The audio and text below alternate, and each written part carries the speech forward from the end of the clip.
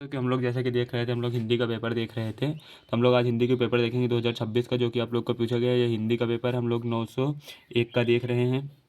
कल मैंने 801 का H1 कराया था, आज मैंने 801 का HB करा रहा हूँ, जो कि सबसे इम्पोर्टेंट है। ये 100% है, क्योंकि आप लोगों को ही मिलेगा, क्योंकि इस कोड का पेपर अधिकतर उत्तर प्रदेश में ही रहता है। तो आप लोग ज़रूर इस वीडियो को देखिएगा, और ये नहीं है कि केवल उत्तर प्रदेश में, हर जगह मिलेगा आप लोग को ये पेपर। ये वायरल पेपर है। मैं 6 सेट कराऊंगा, चेक 6 सेट अगर आप लोगों ने अब देख लिया है, देख लेंगे तो आपको एक भी प्रश्न इससे बाहर नहीं मिलेगा। चलिए हम लोग यहाँ पर क्या करते हैं, हम लोग कौन क्रमांक डालना है, यहाँ पर नाम डालना होता है। ये 2026 का वायरल पेपर है। यहाँ पर वो इंक गिर गई थी थोड़ा सा, तो इसे साफ़ करने में थोड़ा दिक्कत हो गया है। इधर भी आ गई है, तो इसलिए चलिए हम लोग अब आगे देखते हैं इस प्रश्न को। इसे आप लोग पढ़ लेंगे। अब हम पढ़ते हैं आगे। चलिए हम लोग देखते हैं कि शुक्ल, चलिए हम थोड़ा, चलिए शुक्ल युगीन लेखक हैं। हम लोग को जो राम प्रसाद निरंजन है, ये शुक्ल युग के नहीं है। सदल मिश्र भी शुक्ल युग के नहीं है। यशपाल भी नहीं है, यशपाल जी भी नहीं है। हम लोग को माखनलाल चतुर्वेदी जो है ना, ये शुक्ल युग के। आप लोग को लिख लेना है, जयशंकर प्रसाद, आचार्य रामचंद्र शुक्ल, माखनलाल चतुर्वेदी, इन सबको लिख लेना है कि ये सारे शुक्ल युग के लेखक हैं। क्योंकि ये 100% है प्रश्न, ये पूछा ही जाएगा कि शुक्ल युग के लेखक कौन है। चाहे आप लोग चाहे जहाँ भी लिख लीजिएगा, एक जगह पे आप लोग लिख लीजिएगा इनका नाम, शुक्ल युग के लेखक का। गुनाहों का देवता रचना की विधा है। गुनाहों को देवता जो है वो किस विधा की रचना है। हम लोग का कहानी है नहीं, नाटक है नहीं, और आत्मकथा है नहीं। गुनाहों का देवता आत्मकथा नहीं है। गुनाहों का देवता हम लोग का जो है वो उपन्यास है। तो गुनाहों का देवता हम लोग का उपन्यास हो गया, राइट। आप लोग को ये जितने भी प्रश्न हैं, सारे के सारे प्रश्न करने हैं, और बहुत ही ध्यान से देखना है वीडियो को। किशोरी लाल गोस्वामी की रचना है। किशोरी लाल गोस्वामी ने कौन सी रचना की? सरस्वती की थी? नहीं, ये तो जयप्रकाश भारती की है सरस्वती। और राग दरबारी, ये भी इनकी नहीं है। राग दरबारी तो हम लोग की भारतेंद्र हरिश्चंद्र की है। कहाँ, जहाँ तक है भारतेंद्र हरिश्चंद्र की है ये। दुलाई वाली, ये पता नहीं। इंदुमती, ये है किशोरी लाल गोस्वामी की। तो इसको आप लोग टिक करिए। चलिए हम लोग आगे बढ़ते हैं। हम लोग आगे बढ़ते हैं। चलिए, ध्रुव स्वामिनी के लेखक हैं। जैसा कि आप लोग को पता होगा, ध्रुव स्वामिनी के लेखक जयशंकर प्रसाद हैं। और हम लोग की मोहन राकेश जो हैं, ये एकांकी, अधिकतर ये जितने भी हैं ये एकांकीकार हैं। अगर मोहन राकेश कभी पूछे एकांकीकार में, तो आप लोग को मोहन राकेश। राम कुमार वर्मा, ये तो नाटक लिखते हैं। और जगदीश चंद्र माथुर, ये तो हम लोग के भक्ति के उथा के हैं, ये तो रचनाएं लिखते हैं। चाहे जैसे कि आप लोग को पता होगा, ध्रुव स्वामिनी, और इनका भी और भी नाटक है, आंसू, लहर, झरना, ध्रुव स्वामिनी, ये सब हम लोग का जयशंकर प्रसाद का ही नाटक है। आप लोग एक कॉपी में लिख लीजिएगा कि जयशंकर प्रसाद के नाटक आंसू, लहर, ध्रुव स्वामिनी और झरना, ये सारे सारे इन्हीं के हैं। चलिए, संस्कृत और सभ्यता निबंध के निबंधकार हैं। संस्कृत और सभ्यता, जैसे कि आपके में चैप्टर भी है, तो आप लोग को ये याद करना होगा संस्कृत और सभ्यता के किसके हैं। जैसे कि रामदास गौड़ है नहीं, रामचंद्र शुक्ल है नहीं, रामचंद्र शुक्ल की है मित्रता। डॉक्टर नागेंद्र है नहीं, श्याम सुंदर दास जी हैं हम लोग हम लोग के श्याम सुंदर दास जी हैं। ये आप लोग के पाठ भी है एक क्लास 10th में ही, तो आप लोग उसे पढ़ लीजिएगा ध्यान से। उससे क्या होता है, गद्यांश भी आता है। तो मैं तो कराऊंगा, लेकिन आप लोग भी एक बार उसे ध्यान से पढ़ लीजिएगा। भाव विलास के रचयिता हैं। भाव विलास जो है उसके रचयिता हम लोग के कौन है? तो भाव विलास के रचयिता भूषण है नहीं, केशव है नहीं, हम लोग के मतिराम है, मतिराम तो नहीं, मतिराम भक्तिकाल के हैं। हम लोग के जो देव हैं ना, यही है हम लोग के लेखक हैं भाव विलास के। चलिए हम लोग आगे बढ़ते हैं। चलिए, रीत मुक्त काव्य धारा की रचना है। इधर देखिए क्या क्या होता है। रीत मुक्त होता है और रीतबद्ध होता है। तो रीत मुक्त हम लोग को पूछा है, तो आप लोग को रीतबद्ध का भी मैं बता दूंगा। आप लोग पहले रीत मुक्त का देख लीजिए, अगली वीडियो में रीतबद्ध वाला होगा। क्वेश्चन नंबर 7 हम लोग का रीतबद्ध। तो चलिए हम लोग के इसके जो हम लोग के रीत मुक्त काव्य धारा की रचना है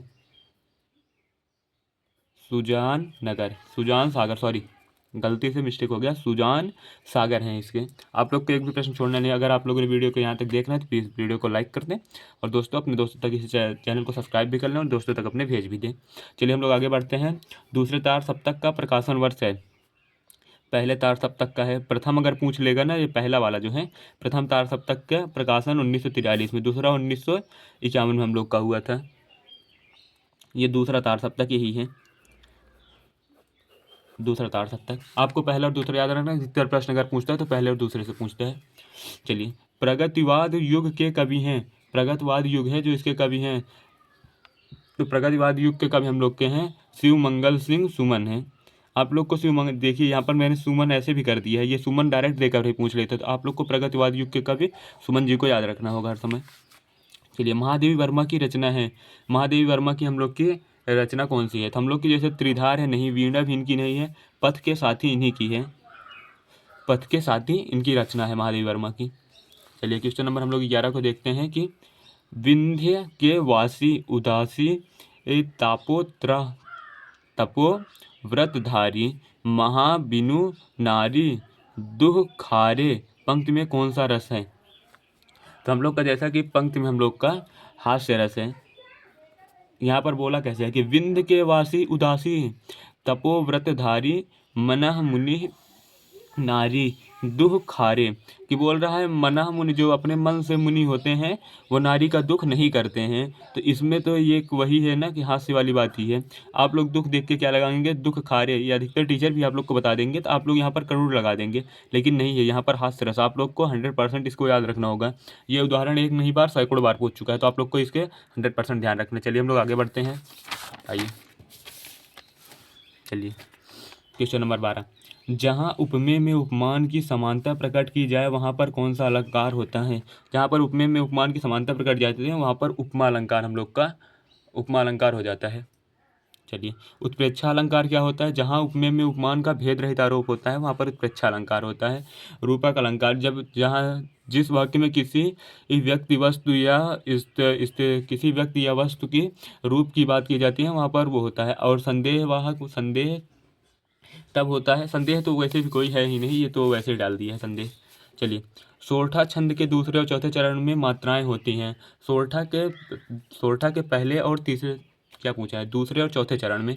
तो दूसरे और चौथे चरण में हम लोग की 13 मात्राएं होती हैं, और पहले चरण में 11 मात्राएं होती हैं। जबकि आप लोग को दोहा याद रखना होगा, दोहा जस्ट सोरठे का उल्टा होता है। इसलिए दोहा जस्ट सोरठे का उल्टा होता है। जैसे दोहे में क्या होता है कि पहले और तीसरे चरण में 13 मात्राएं तथा दूसरे और चौथे चरण में 11 मात्राएं होती हैं। ये चीज़ आप लोग को लिख लेना है एक उसमें, क्योंकि पहले पूछता था तो डायरेक्ट परिभाषा पूछता था, अब क्या है कि अब ऑप्शन दे के पूछता है, तो इसमें आप लोग फंसने का चांस ज़्यादा होता है। चलिए हम लोग देखते हैं 14, अपव्यय शब्द में उपसर्ग जुड़ा हुआ है। तो अपव्यय में देखिए, व्यय मीन्स होता है खर्च, इसमें अप जुड़ा है तो हम लोग का क्या हो जाएगा? अपराइट। क्वेश्चन नंबर 14 का हम लोग का हो गया। हम लोग चल रहे हैं 15 देख रहे हैं। माता पिता में समास है, जैसे कि आप लोग को पता है कि माता और पिता में हम लोग का द्वंद्व समास है। तो ये मैंने करा रखा है, अगर आप लोगों को वीडियो नहीं देखा है तो मैंने करा रखा है उपसर्ग, प्रत्यय और समास तीनों, जो कि मोस्ट इंपॉर्टेंट है। आपके 3 नंबर वहाँ से कन्फर्म हो जाएंगे, तो आप लोग वीडियो को जरूर जाकर देख लें। चलिए, समुद्र शब्द का पर्यायवाची शब्द नहीं है। समुद्र शब्द का पर्यायवाची शब्द क्या नहीं है? सागर है। परावार हम लोग का परावार है। चलिए, हम लोग का परावार भी नहीं है, परावार है हम लोग का, सॉरी। यहाँ पर समुद्र का पर्यायवाची शब्द पूछा है, मतलब कि नहीं है, सॉरी। तो ये भी सागर भी है। हम लोग का ऑप्शन क्या हो जाएगा यहाँ पर? सागर तो इसका पर्यायवाची शब्द है, ये ऑप्शन नहीं होगा। परावार भी समुद्र का ही पर्यायवाची शब्द है। महीपति, महापति जो है हम लोग का, ये महापति हम लोग, महीपति हम लोग इनको नहीं बोलते। जलध भी जो होता है वो समुद्र या क्या बोलते हैं, जल का होता है। चलिए हम लोग आगे बढ़ते हैं। चलिए, सौ का तत्सम शब्द है। सौ जो होता है हम लोग उसे तत्सम में क्या कहते हैं? हम लोग उसे सत कहते हैं, सौ कहते हैं, कि सत कहते हैं, एक इनमें से कोई नहीं होता है। जैसा कि हम लोग को पता है कि हम लोग सौ जो होता है हम उसे सत कहते हैं। जैसे हम लोग बोलते नहीं शताब्दी, सत, अधिकतर हम लोग 100 दिन को सत बोलते हैं तत्सम में। तो आप लोग को तत्सम और तद्भव शब्द को भी मैं यह अगली वीडियो में आप लोग को बता दूंगा कि आप लोग को करना कैसे है। चलिए, तेसाम में विभक्ति और वचन है। तेसाम में हम लोग की कौन सी विभक्ति और वचन है? तेसाम हम लोग की जो है ना वो खष्टी विभक्ति है।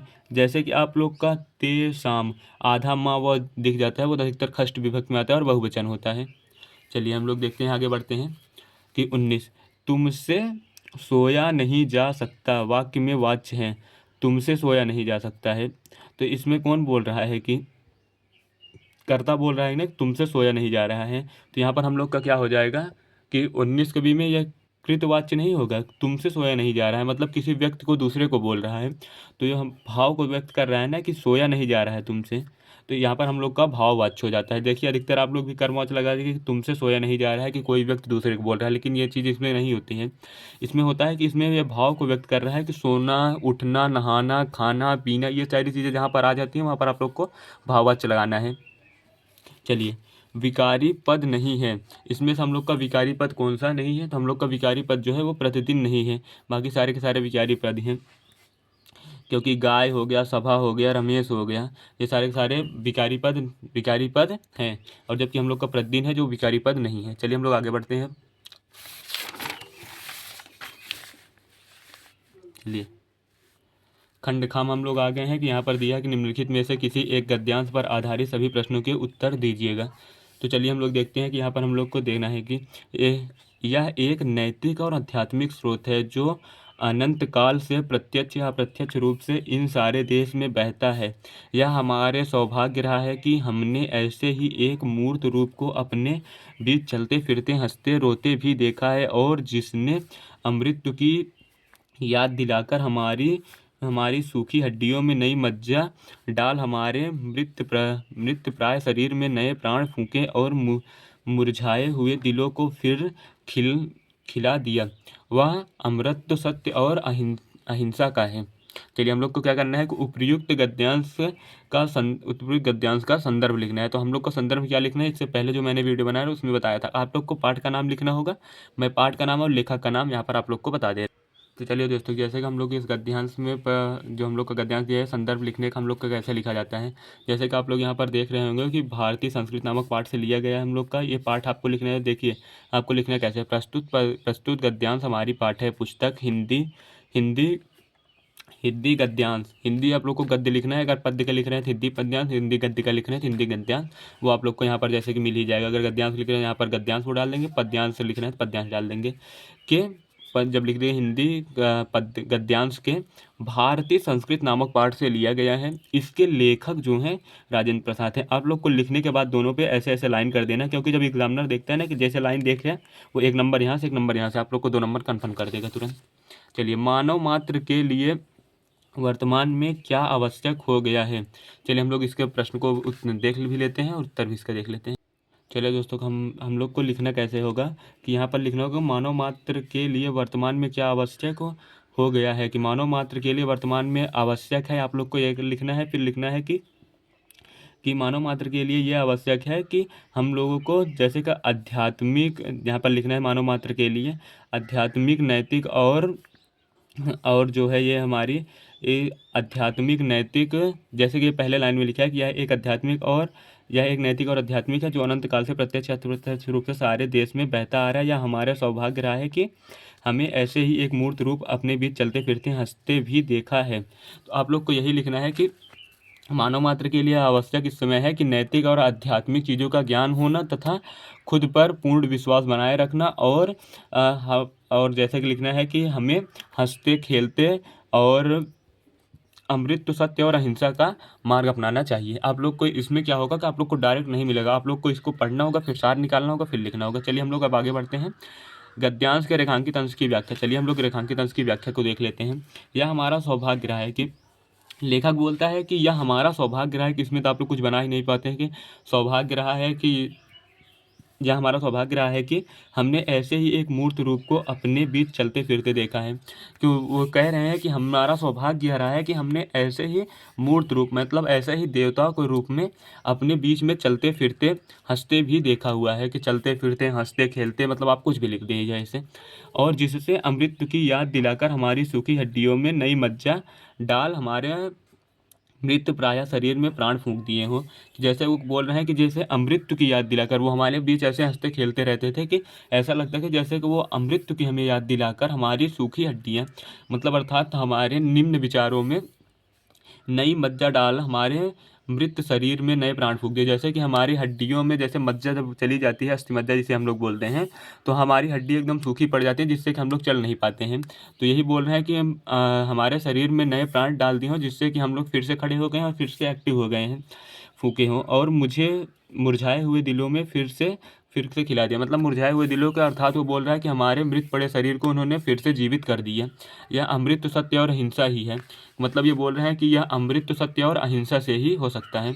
तो हम लोग को लिखा मानव में वर्तमान में क्या आवश्यक है। तो हम लोग को लिखना है कि मानव को वर्तमान में नैतिक, आध्यात्मिक, अमृत और अहिंसा की आवश्यकता है। आप लोग को केवल इतना लिखना है बस। यहाँ से शुरू कीजिए, यहाँ से यहाँ तक, और जो यहाँ से प्रारंभ की ये और ये आप लोग को ऐसे ही लिखना है। जब आप लोग पूरे पैसेज पढ़ेंगे तो आप लोग को भी समझ में आ जाएगा। चलिए हम लोग अथवा वाला भी देखते हैं। अथवा वाला आप लोग देख लीजिएगा। यहाँ पर क्या है कि आप लोग को केवल एक ही करना होता है।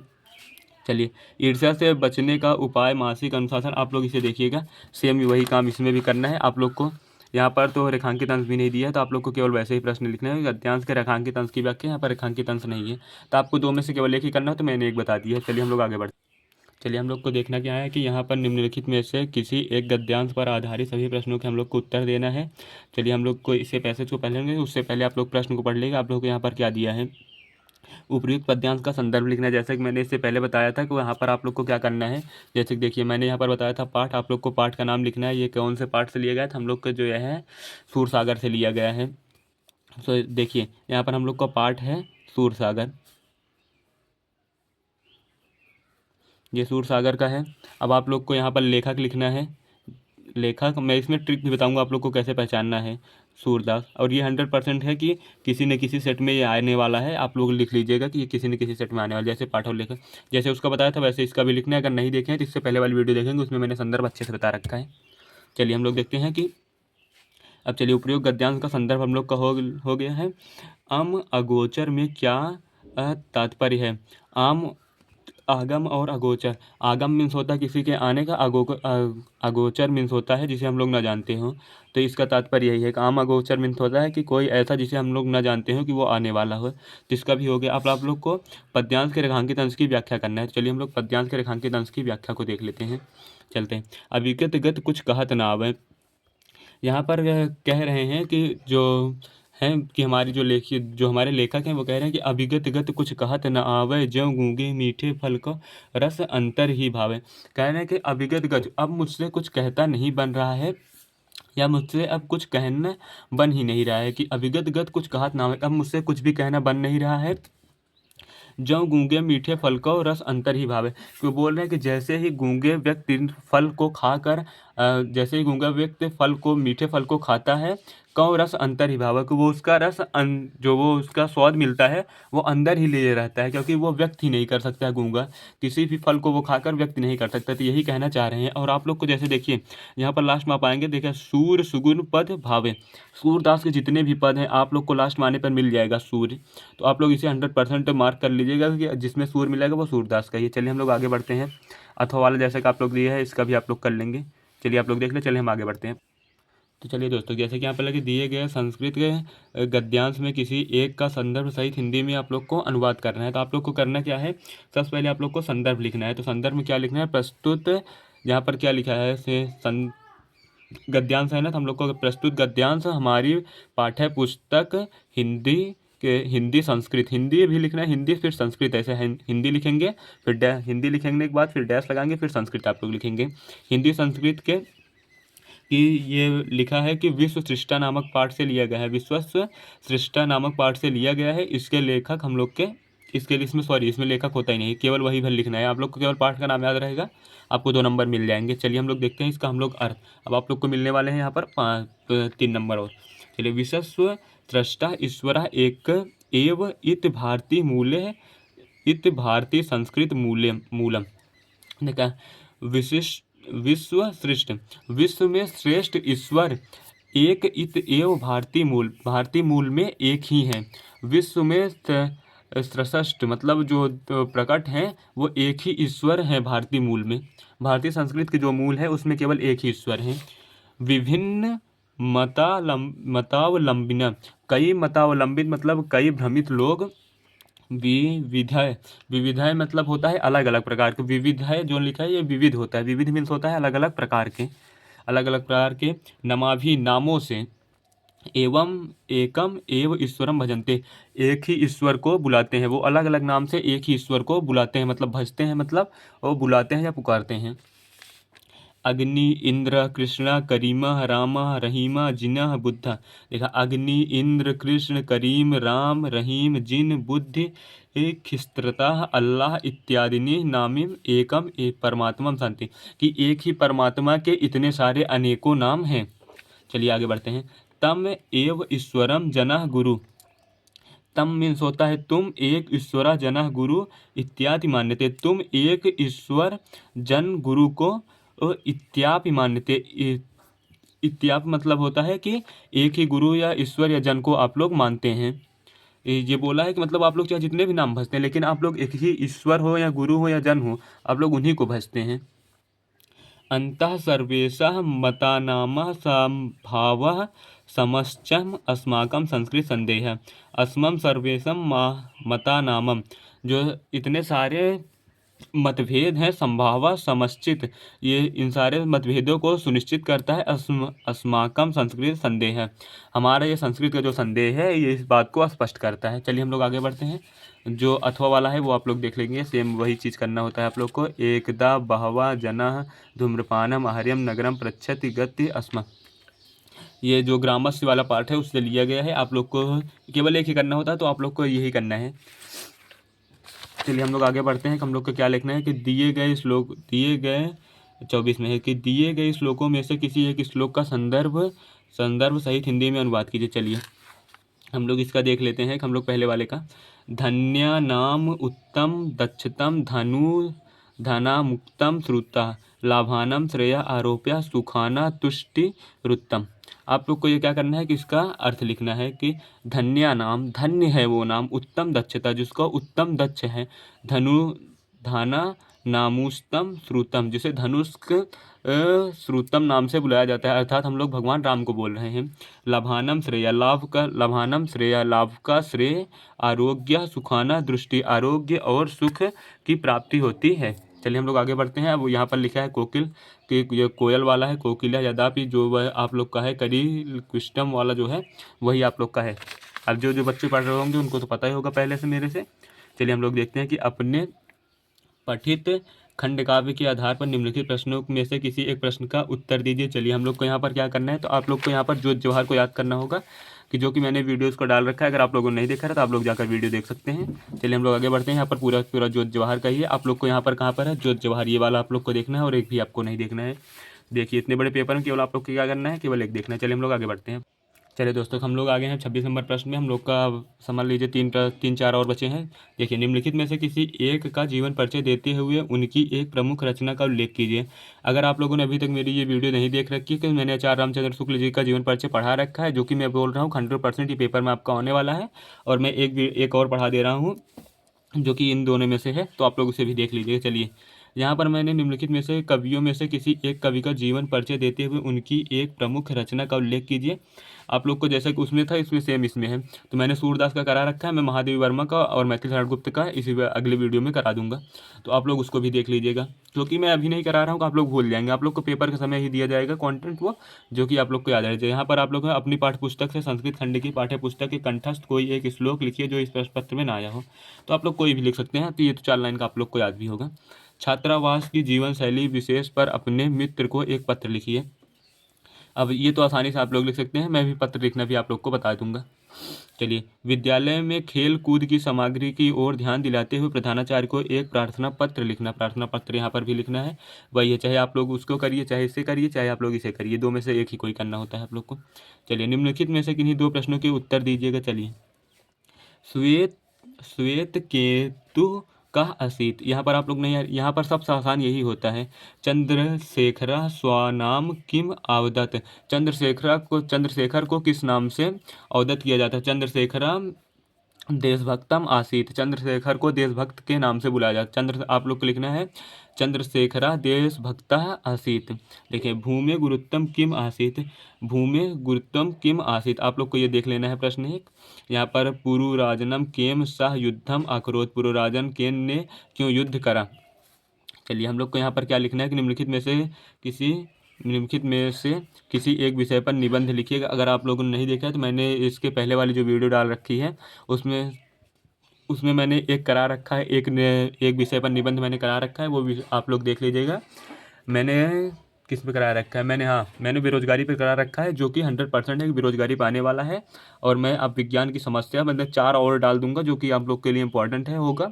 आप लोग उन वीडियो को देखिएगा। चैनल पर अभी अगर पहली बार आए हैं तो लाइक कर दें, वीडियो को लाइक कर लें और चैनल को सब्सक्राइब कर लें और अपने दोस्तों से जरूर शेयर कर दें, क्योंकि पेपर में मात्र आप लोग के 7 से 8 दिन बचे हैं। आज छोड़ देंगे तो आप लोग को 8 दिन बचा है, आप लोग पेपर देने जाएंगे।